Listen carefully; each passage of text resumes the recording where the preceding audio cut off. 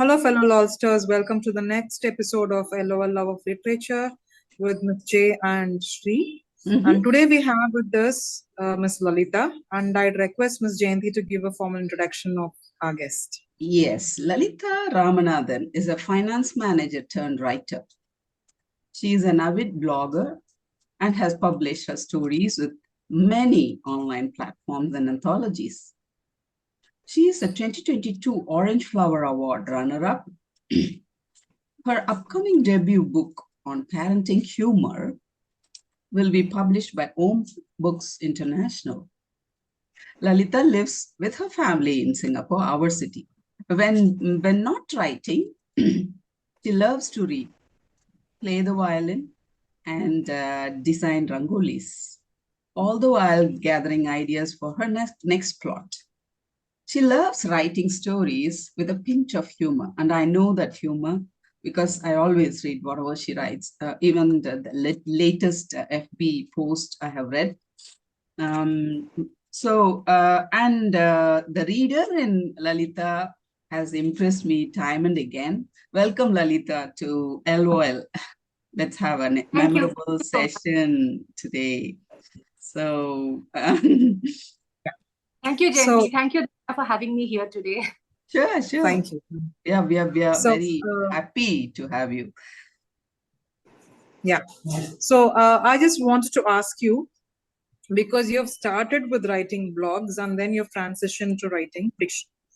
Blogs, though mostly are based out of real life events and non-fiction, they still have aspects of fiction to them. They still have aspects of exaggeration, all that. So how different was it, or how tough or easy was it when you transitioned from here to there, or are you still a blogger at heart, just trying her hand at fiction? To be honest, I don't see much difference between fiction and non-fiction. The plots are the same, and sometimes reality is crazier than fiction. As a writer, I pick up something that happens on a day-to-day basis, and then I twist it, I melodramatize it, I make it more sensational, I add my own twists, and I bring it out the way I want it to be, with a pinch of humor inserted in.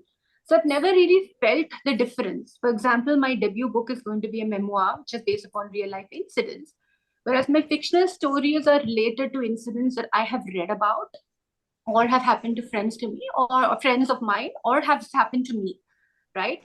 So I take these incidents, I take inspiration from them. Sometimes I change the ending, because in fiction you have control over your characters, you have control over the ending, you can decide which direction the story has to go ahead. And you can weave your own happy ending or your own, ending with a meaning, and you have more control. But at the heart, the plot remains the same. It is a story, and a story that needs to be told. And it's, looking for an avenue, fiction, non-fiction, blog, story, poem, is looking for an avenue to be expressed and to reach out to an audience. And at the heart of every story, if the audience can connect with your experience, doesn't matter what genre, whether it's fiction or non-fiction, if they can connect with the story and it makes a difference to them and they remember that story, then your job as a writer is done. That's what I believe. Okay, you are a reader, avid reader. And I will ask which one you prefer to read, fiction or non-fiction. And in fiction, do you search for the non-fiction part of it as you're a fiction writer yourself? Do you search for it, or do you read it as it is and later on analyze? How do you read your fiction and whatever book you come across? I look at the mix of books I read. I think 90% I read fiction. 90% is fiction. Okay. Yeah. And maybe 10% would be the non-fiction memoirs or the self-help books or, the experiences or fellow authors or published books, and then I pick it up. But fiction has always been my true love. But even in fiction, as I said, there are parts that I really, really connect with. For example, I had read Lessons in Chemistry, right? And it was a story about a woman's struggle to be heard in an organization. And they were parts which I could really connect with, or the general stereotypes or biases in society. And it's not very different from what you read in the book to what you face in real life. And it felt that somebody was giving us a voice. Maybe it's through a fictional character called Elizabeth, but it's still someone giving a voice and telling us that, at a molecular level, we're all the same. We're not that different. So for me, those are the parts that really inspire me. Like you have parts that speak to you. They tell you that they're telling you a story, and they're telling you that you're not the only one there. So, and in terms of fiction, like I don't really have one genre. I like anything which is feel good humor, slice of life, because it makes me laugh and cheers me up. But I also like whodunits, investigative thrillers, because it's like a cerebral exercise. You put yourself in the feet of the in the shoes of the investigator, and you want to look for clues, and you want to find out who's the murderer, and you're like, okay, once the revelation comes, you go back and then you start looking to see, okay, how did I miss that? Right? So for me, there are different aspects, right? One would be the thrill of getting into the mind of the writer and unraveling the plot. That's one. And the other is understanding, okay, and relating it to social issues, or relating it to stuff happening in my life, and seeing that how can I emerge stronger. For example, another fabulous book that I read was Ranjini Rao's Rewriting My Happily Ever After. It's a memoir of divorce and loss, and it was very moving, and there were parts which had me tearing up. And it's something like, it's like, it's not the end of the road. There is always another chance or a second chance. And those kind of things, those sentences really stay with me, and they give me inspiration. Like, okay, you can go on and on and on. Yeah. So for me, it's a bit of, some of the message, some of the relatability, and just the thrill of, understanding the plot. So on that context, how do you read like a depressive narration? If you randomly pick one and it happens to be that way, do you complete it? Okay, I have this policy. Please don't laugh. It's like if I start a book, I have to finish it, because I'm afraid of hurting the book's feelings. I have to finish it. I have to finish it, because I don't want any book to be hurt thinking that they left out. I think every book has to be read. So I stick to a book. That way I'm very loyal. At a time, I read only one book. I'm a one book kind of woman. Once I finish it, only I move to the next. Even though I have a collection that I really want to go to, I finish this book and then I move on. Depressive, I try not to pick up at all, because it's just the effect it has on me. Because as a person, I'm very sensitive, very emotional, and I'm going to really think about it and be affected. Like I read this book of poems. It's called In Absentia. It is written by someone who lost their son, and each poem was filled with longing on love and loss, and I cried for days after reading it, because there was so much of feeling, and you could actually feel that pain, a parent's pain, and it really affected me. So in general, to avoid going through that kind of that depressive state, I try not to. But then again, somehow or the other, a book comes my way and I pick it up and I read it. Same thing happens with Breath. When Breath becomes air, the Paul Kalan. That one was also a little depressive, but I still read it.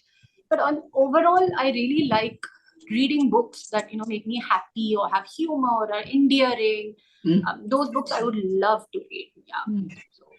Okay.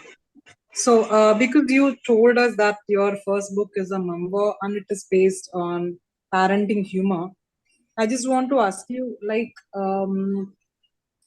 humor, at least according to many of the literary people, is the toughest genre to even fathom. It is. For me, it is. Yeah. So, and there is always a line in humor. Like in romance, you have a line between romance and vulgarity. There is always that line in humor where it is basically, if it is going to be very light humor or defensive humor, right? So how do you, and because it's parenting, it's very subjective.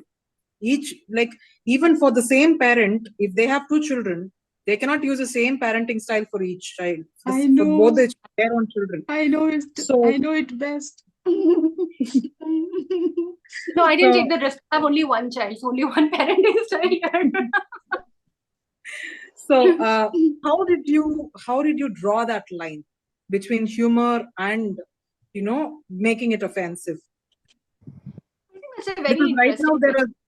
right now there is also like this politically correct things. There are a lot of politically correct things, right? So, and in this generation of parenting, become more of a lesson to the parent than the child, I feel. Of course, So yes. how do you draw that line? It's interesting. In my book, I've included a quote that today's generation is so woke, yet they can never wake up when the alarm rings. Case in point, my child, the alarm will keep ringing. It's a school day. No, I am woke, but I will sleep way past the time to get up in the morning. Yeah. So your question has many parts, right? So the first one is humor for me is it's my comfort genre. It's something that I really like.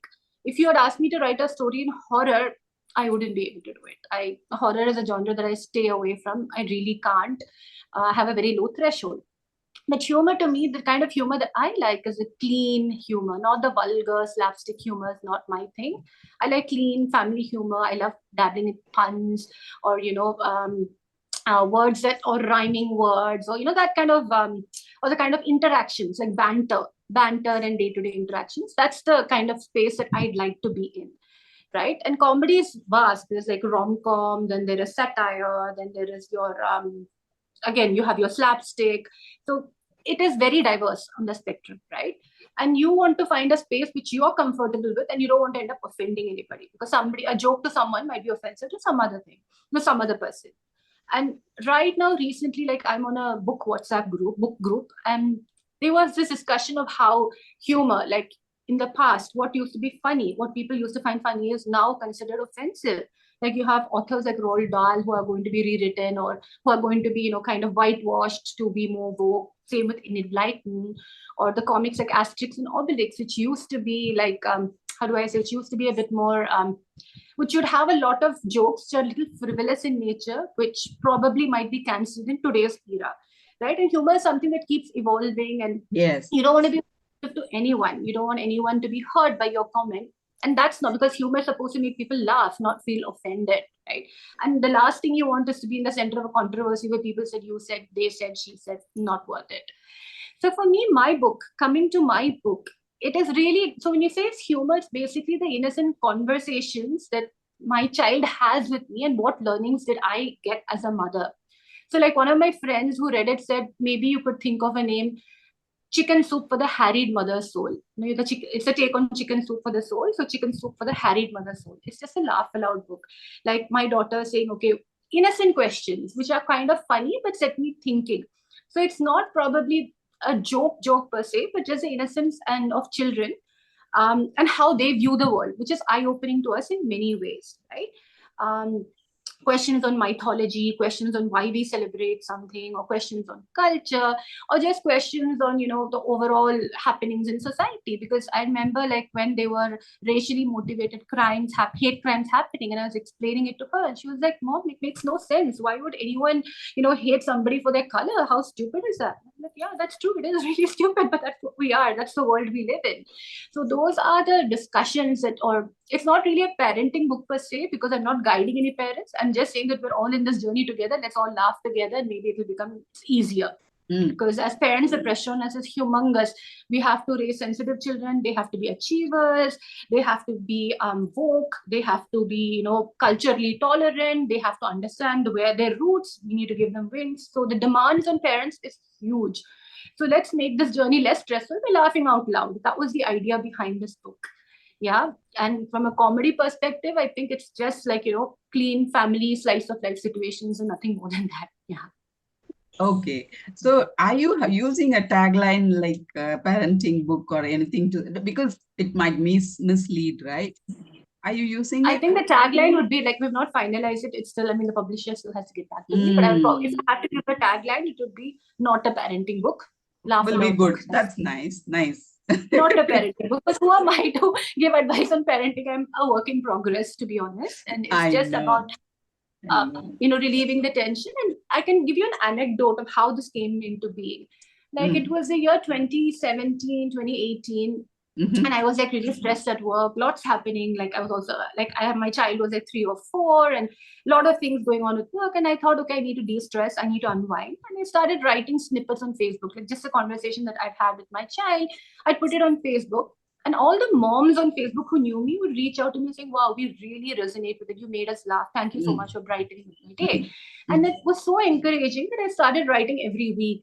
Mm. And then some weeks I would forget, and then I would get messages saying, where is your update? We're missing it. Please do it. So that's the kind of thing that really, boosts your ego as a writer. And well, I just kept writing continuously for 1 or 2 years, and I realized I had so much. And then everyone was like, you should put it into a book, you should develop it into a full book. And that's where the journey started.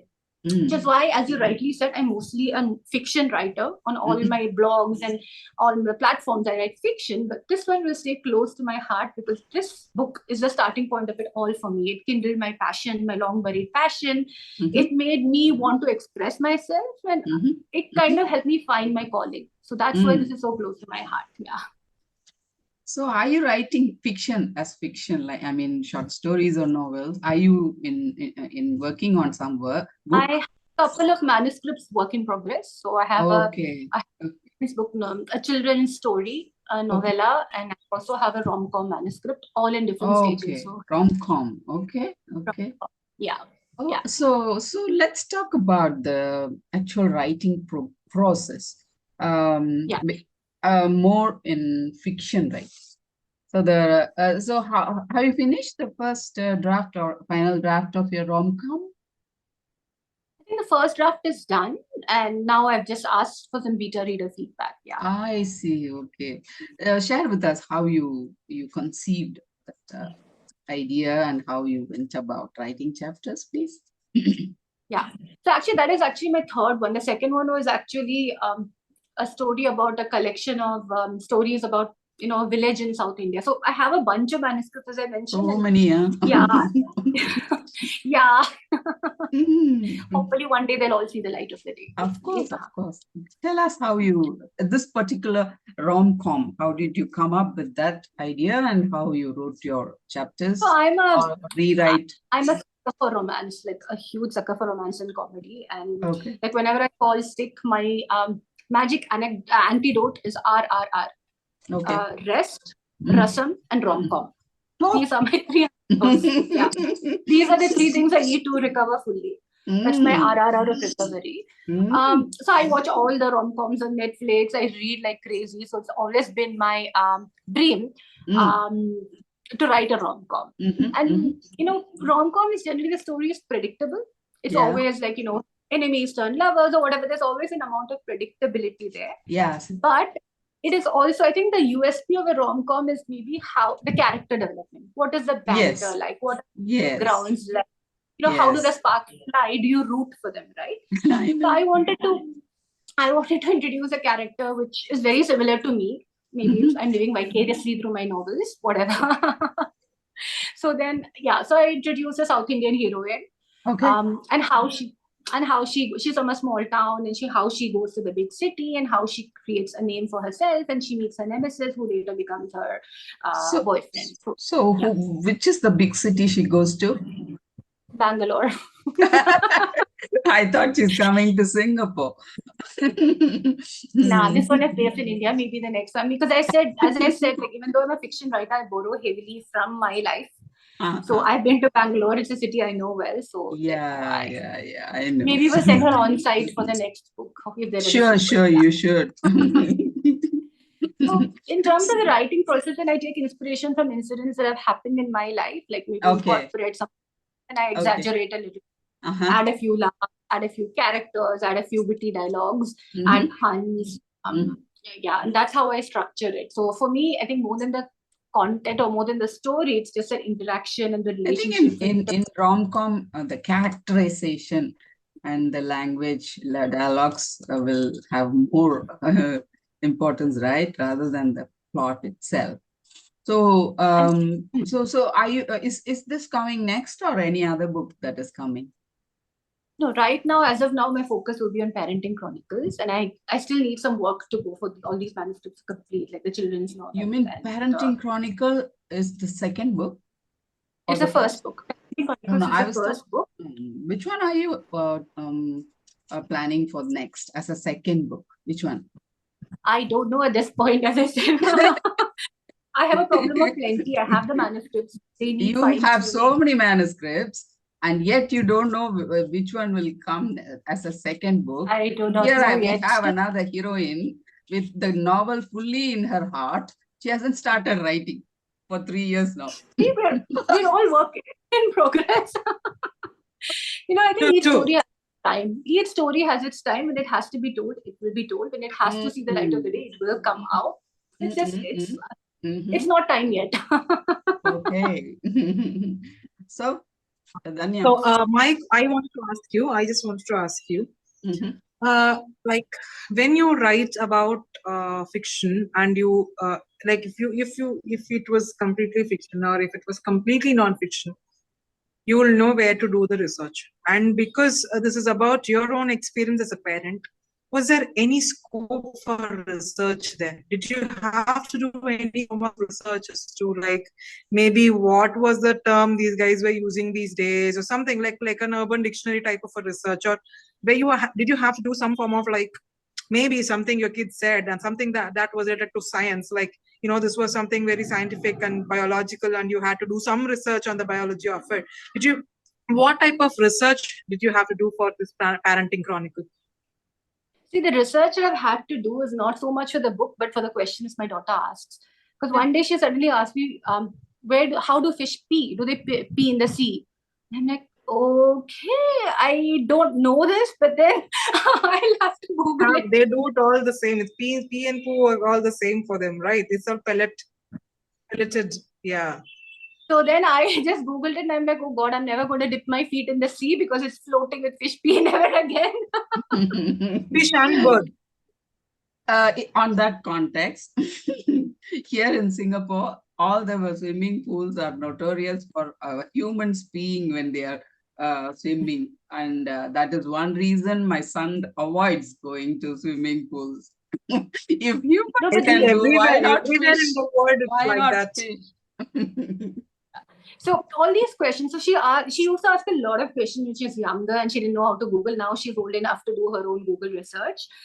For that, I've had to do some research, but the amount of research involved is minimal because I've put in more research in historical fiction or my fictional stories in this book. Because this has been pretty much what are my day-to-day, banter and what is the reflection that I have at the end of the day. That's been pretty much it. Occasionally, Was it made chronological? Have you set it up chronologically or is it just event based? So it started off chronologically and then it moved to a event based thing. So it's a mix of both. So it started with birth and it was very funny because she was born in the dragon year. So then I had to look up some facts related to dragon year because in dragon year, which is the zodiac symbol of the dragon, birth rates are higher up. They're like up by 30%. So the competition starts from the labor room where, the wards are like fully crowded and the gynecologist is busy planning deliveries one after the other, like in assembly mode so that, he can get his life back. And everything from admission, you have to queue up and on January 2nd early in the morning because, dragon year. So all of that, all of those situations had a lot of humor in them and I've written all of that. And then when she grew up, when she's growing older, it's more about extracurriculars, about friends, about play dates, about toys, foods, culture, all of those. Those are like separate chapters. To answer your question, the first few, like from birth to maybe 2, 3 or 4 is probably chronological. Afterwards, it's just free. It's just free, like just events from her childhood and conversation. Did your daughter read your manuscript? She has. She read it about a year ago. So she what has. did she say? Like, what did she say? The heroine her of first the book. reaction was like, first reaction was like, wow, mom, if this gets published, I'm going to be famous. I'm going to tell all my friends about it, that I have a book written about me. Such a nonsense. I'm the heroine of this book. That's lovely. Totally. Yeah, she was like, but it was like, she said, I enjoyed it a lot, but because it's about me. Then I also sent it to my mom and she also enjoyed it. And a few What did she say? What did she say? Her grand apple of her eye, whatever you write about her is like, casting. It's amazing. And, it's like, it's a paradox, I tell you. As a mother, she was a dragon, I can tell you, my mom. I love her a Okay. lot, but she was a dragon. But with Okay. her granddaughter, oh my God, she has amnesia. She was like, oh, why do you scold my poor baby? And I'm like, hello, this is nothing. You remember how much you scolded me? And I turned out okay, so please. And she'll go and complain, party, my mama maybe do this. My mama shouted at me, she'll be like, you don't listen to her. You are always right. Forget her. So yeah, get a gang and I'm the evil mom here. I have an exact similar grandmother, so I will not complain for what your mother is doing to the granddaughter. I will never complain for how grandmothers are, because I don't think I can survive a day if it was not for my grandmother. I'm very close to my party. I'm very close to her too. She has no more, but I grew up in her house and we celebrate like every festival grandly, and I continue the tradition here in Singapore. So yeah, I share a very close You bond with mentioned my. about historical fiction. Have you finished it? Are you in the process of? No, that was just a short story. I believe I shared it with you about Marie Antoinette, a story written in reverse chronology. So, so it's a short story. Yeah. Yeah. So is it ready, the manuscript? Anybody read it? No, that is No, not. it's a short story. It's a short story. That Only one. only one. Okay. Right now, I have my hands full with these manuscripts that I need to sort out and make sure that they are in any form to be sent out to anybody. So yeah. Yeah. So let's talk about rewriting. How many drafts did you write this particular, what is that, chronology? What chronology is that? Chronicles, parenting chronicles. Sorry. What chronicles is that? Parenting. Yes, parenting chronicles. How many drafts That's did? not a structured writer, because I know people who do draft 1.1, draft 1.2, and then they have these folders. Just keep editing and re-editing on the same Word document. Okay. I just keep changing, and the problem is, as a writer, you can never be satisfied with your work. Yeah, You want yeah. to keep changing. Yeah. And for me, my muse is like rapidly giving me information or food for thought on a daily basis. So it becomes Okay. more difficult. What do I do? So I put a hard stop on it and send the manuscript to my publisher, and then leaving it with them for now. I will probably do another round of editing when they're back with their feedback. But during the writing, there were many iterations per se, but all on one Word doc. I'm not really a very structured or a folder kind of person. Did you do an editing by a professional editor before submitting the manuscript? So I am represented by a literary agency, Mr. Suhail Mathur of the book Papers. Okay. So when I submitted the manuscript, he was interested in the manuscript's potential, but he did mention that it could do with one round of editing, and he was able to edit it for me. So he managed to get it edited for me, and so one round of editing had been done before it was pitched to the publisher. So the editor worked along with you. No, at that point the editor worked along with my agent, so it was just more of like structuring and layout and grammar and syntax. Not really a developmental edit per se, but more of a language edit.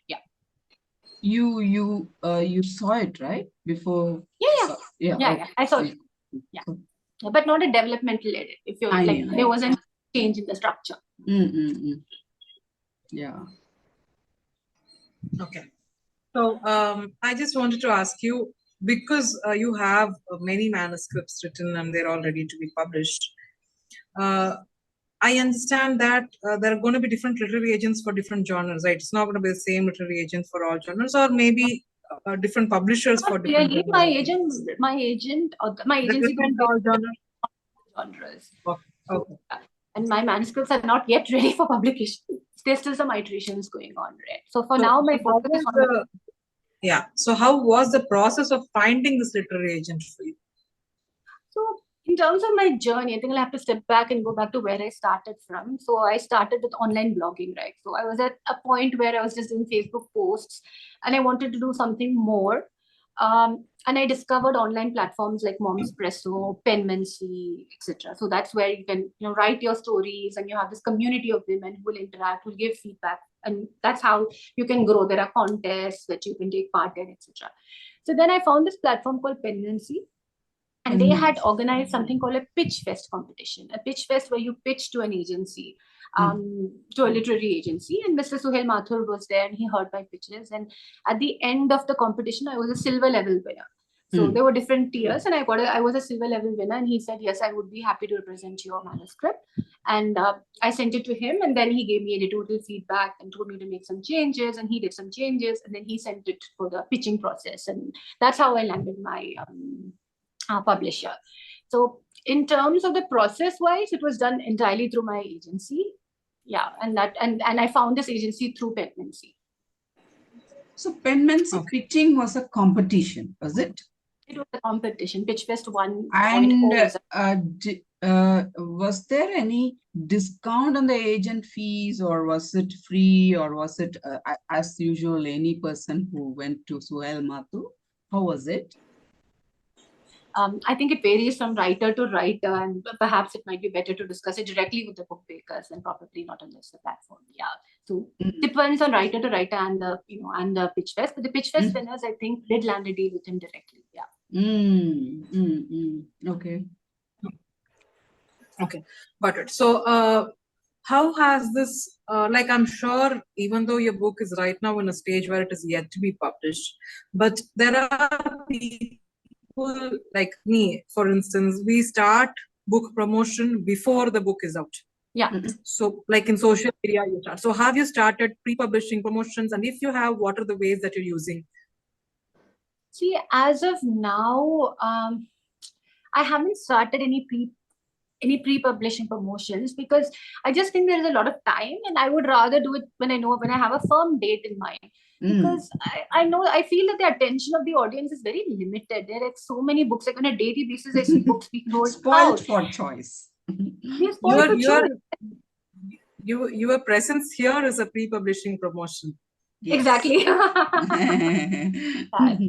So I have talked about my book on some platforms, but I would really rev up the gas when I know the exact date and and then probably think about it and speak about it. And also I don't want to overwhelm my audience right ahead when I don't know what is the final shape of the product. Maybe closer to the launch I would definitely do a heavy promotion, but there's still time to it. And if I had to promote, I believe in the power of online. I think it is because of digital and social networking and all that I've come this far. So my promotions would be all online. I don't think I can be physically present in India for a physical promotion, but I can definitely promote online. Yeah. So you were in finance sector, right? Wealth management, right? Business partner. Was it like because you left that you got more time to write, you wrote, or did you leave because you wanted to write? I think I left because I wanted to write. Super. It was actually a bunch of factors. So there was a point of time when my health wasn't the best. I wasn't getting enough time with my family, and I had just rediscovered my love for writing. And I said I'm going to take a break of a few months from corporate because it was getting very stressful for me, and I just want to see how it is. And I was sure I wouldn't like my break because when corporate has been such a huge part of your identity, waking up and finding that you don't have anything to do, it was scary for me. But when I embarked on my sabbatical, I just realized that I found time for a lot of things that I didn't have time for before. And I'm privileged that way because I have a supportive spouse. And then, he is the primary breadwinner when I'm busy writing here. So, but at the end of the sabbatical, I was like, maybe I will continue this break for a few more years and see where my writing takes me. And if it takes me anywhere, well and good. Otherwise, there's always an option to return to corporate. So I'm in a kind of an exploratory phase, and I'm loving it because I get to spend more time with my family. My child's PSLE years are coming up. So a lot of fighting and going on. And I'm sure I'm going to write the next book, PSLE Chronicles, for sure. Singapore needs it. Singapore needs it. So all of that. So I found a lot of time to work on my fitness, to work on myself, to be with my family, to follow my passion. I don't know what is going to come out of this passion and all these books that I'm going to write, and if it will see the light of the day, but at least I won't have the regret that I didn't try. And for me, this was the time, right? My kid is not too big, and right now I can take that break. We have the luxury of taking that break, and if things get tight, then I can always go back to work. That was the thought process. Pretty much. You should write. But it was a risk, and yes, there are times when I wake up feeling like a total loser. Like when I hear of people like who I used to work with who are doing extremely well, there is that pang that, oh my God, did I do the wrong thing by sitting down? But that's always there in the back of my mind. And when people ask, oh, are you a housewife? And I'm like, I'm also a writer. I kind of inserted in. You should say that, please. You should say that. But it is there, and I'm sure a lot of us go through that. Did I do the writing? Did I not do the writing? That kind of that kind of question will always be in the mind. But it's okay. I mean, it's all a journey, right? And all of us have our own journeys. So. Yes, of course. Yeah, and but because there are days. Yeah, please. So there are days when I walk into the NLB and I look at the big shelves of books and I wonder, will I ever have my book with my name on it? Very soon. Very soon. Look forward to. So yeah, because you've read a lot of books, because you are an avid reader, I just wanted to ask you, when you started writing, did you have like someone in mind, like you thought, okay, my book has to at least be 10% of the person's level, or like it should at least like match up to this book, or like to this way, or maybe you took inspiration in the form of like, okay, if it is a chronicle, or if it is a how do you call an autobiography or something like that, it has to be in this style, or like maybe it has to be only certain number of pages so that it will be more attractive. Did you? I'm asking if you took inspiration from a person's writing or from their style, or maybe. Okay, I was just asking you if you took inspiration in a person's style, or in a person's like words, or like maybe in their strategy, or like maybe even a book's strategy.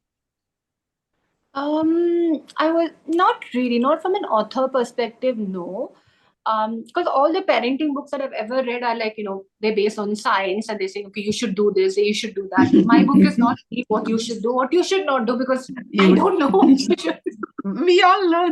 And first, only child parents or first time parents are really learning all the time, right?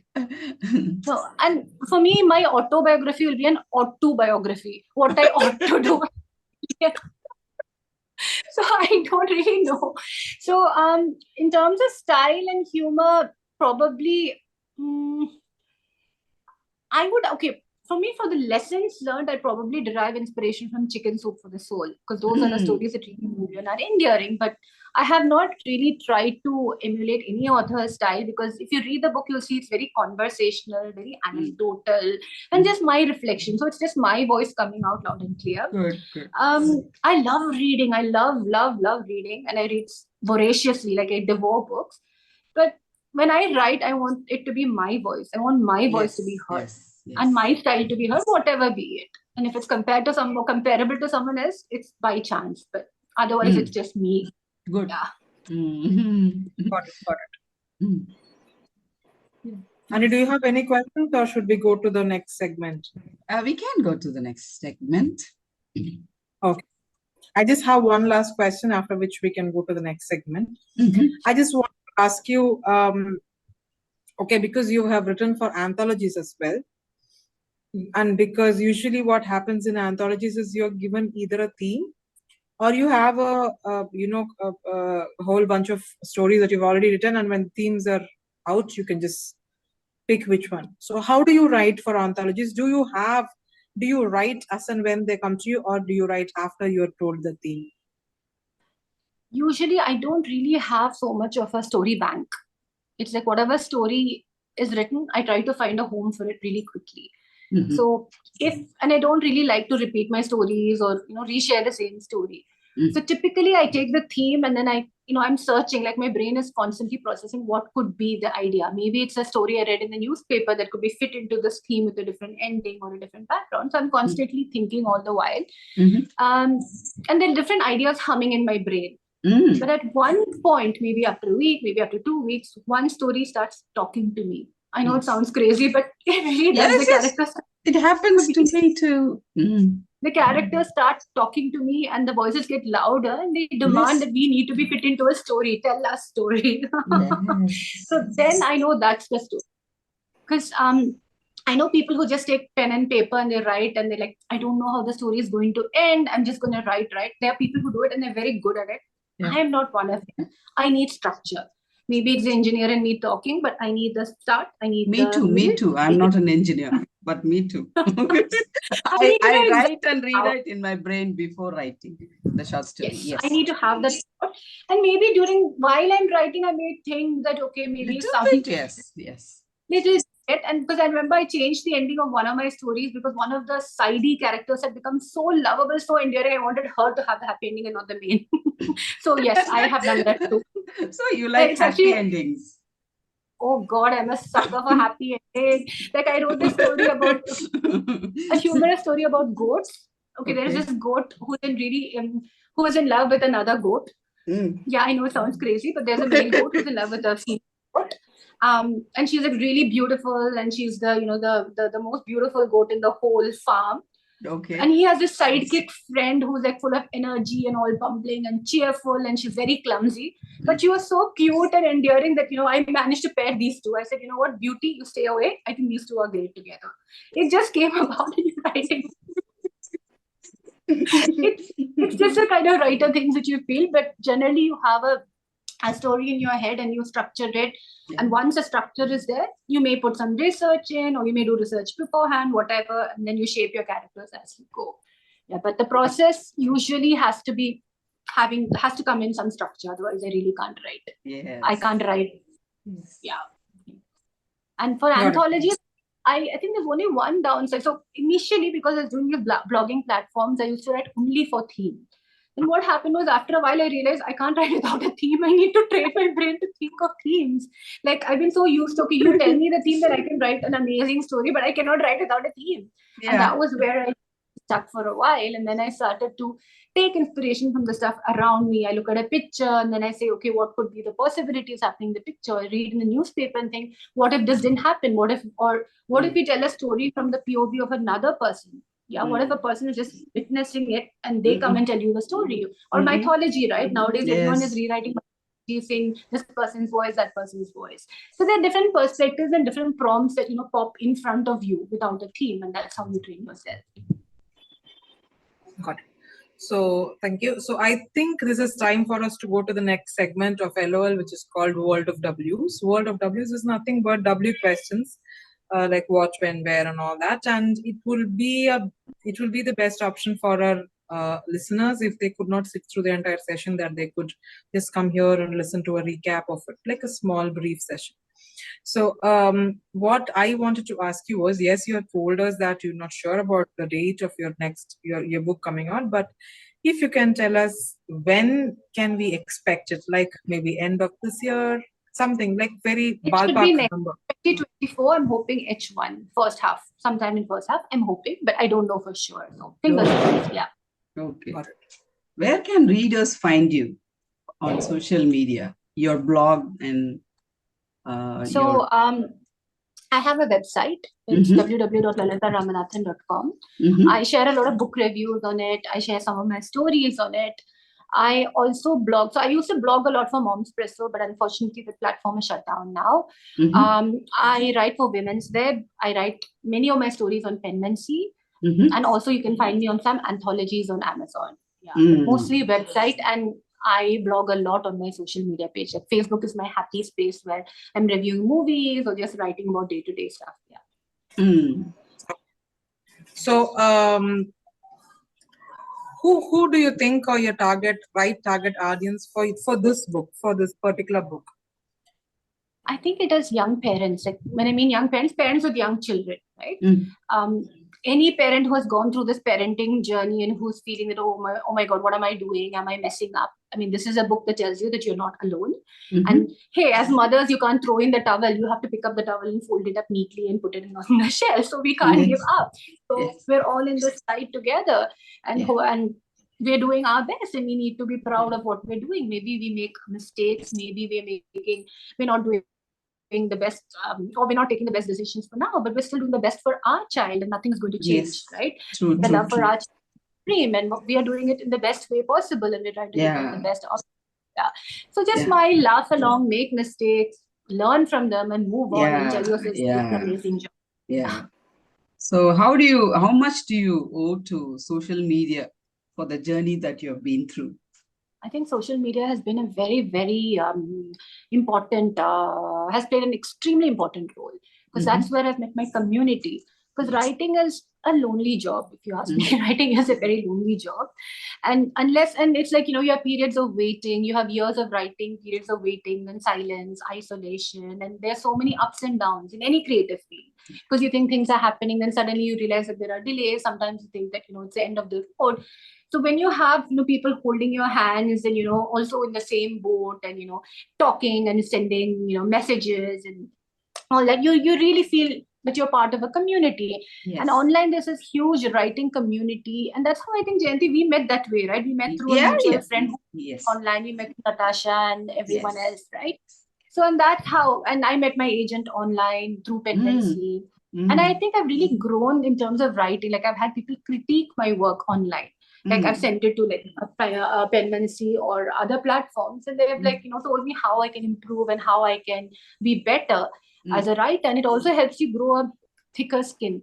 Because sometimes people, like, if you put an online blog, the amount of vitriol and hate that is directed your way, it really helps you grow a thicker skin. So from a community perspective, from a courage perspective, and from the fact that, and the fact that we're all in it together, I think social media has played a huge role, and just the awareness opportunities outside. Yeah, in that, continuing that, how do you handle criticism? As in, which one to take, which one not to take, how much to give value to? So how do you do that? Look, that's a tricky question because, look, I'm a sensitive person. And at the end of the day, our works are like our babies, and nobody wants to be told that their baby is ugly. Like, you are very possessive about your child and you want everyone to say good things about it. But sometimes, when you look at it objectively, it may not be the case that you have slipped up at some time, or the plot didn't make sense, or nobody could resonate with it, or your writing wasn't the best in some places. Feedback or criticism is hard. It does hurt. You may be very gracious and dignified and say, oh yeah, I agree with you, but in reality, you may be hurting too.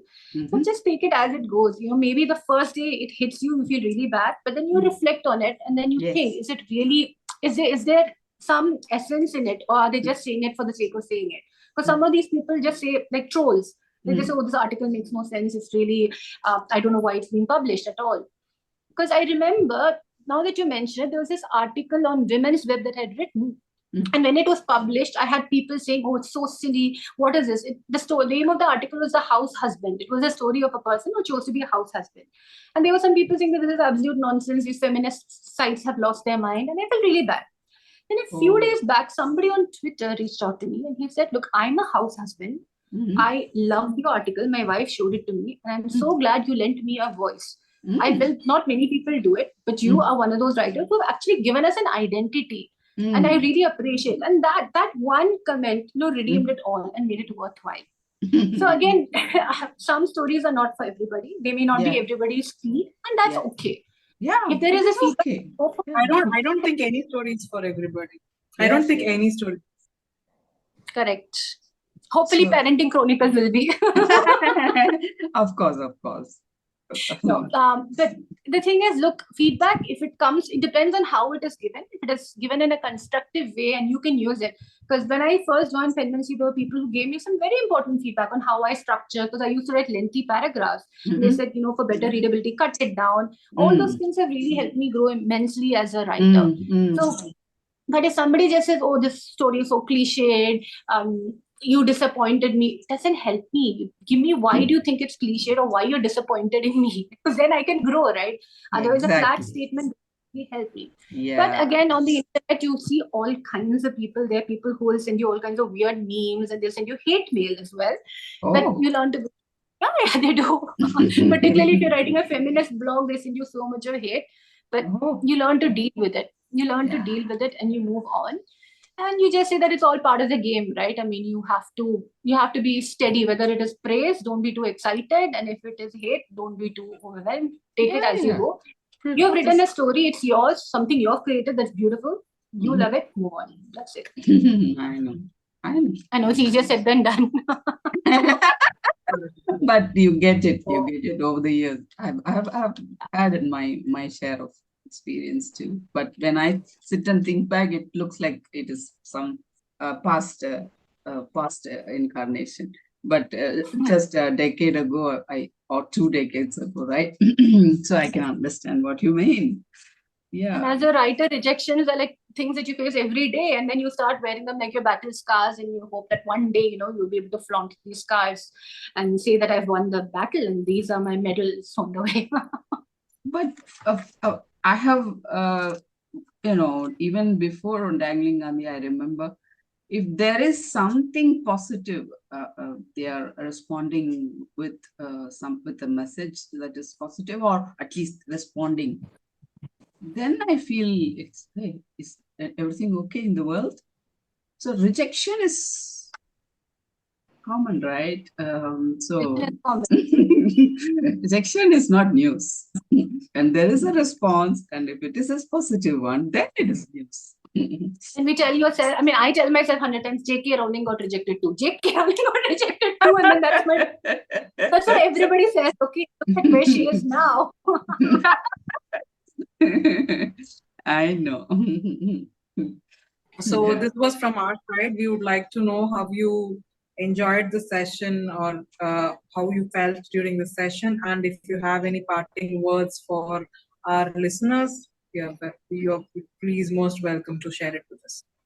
Honestly, this didn't feel like a session at all. It just felt like a conversation between friends. Like I've been totally in my element, and I've been like, sharing anecdotes. That's how it's You supposed made to me feel be. very comfortable. Yeah. And Jayanti is someone whom I really admire, and I'm in awe of, and we're part of the same clubs, and I read her books as well. So it's been really enjoyable. It's been a very enjoyable, and I can't believe it's been 1 hour already because I've been yapping constantly. No, but that's it's been so much of fun. That your time. We gave you the time. You're free to talk. So we were happily enjoying whatever you shared with us. And thanks being with us.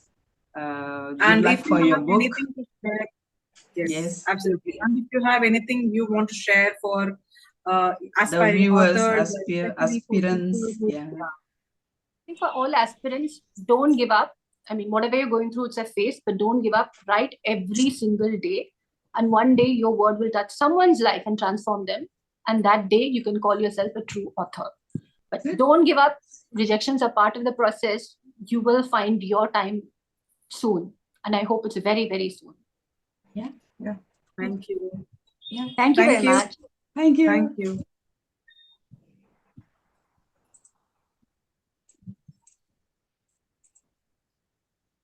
Auntie, can you stop recording?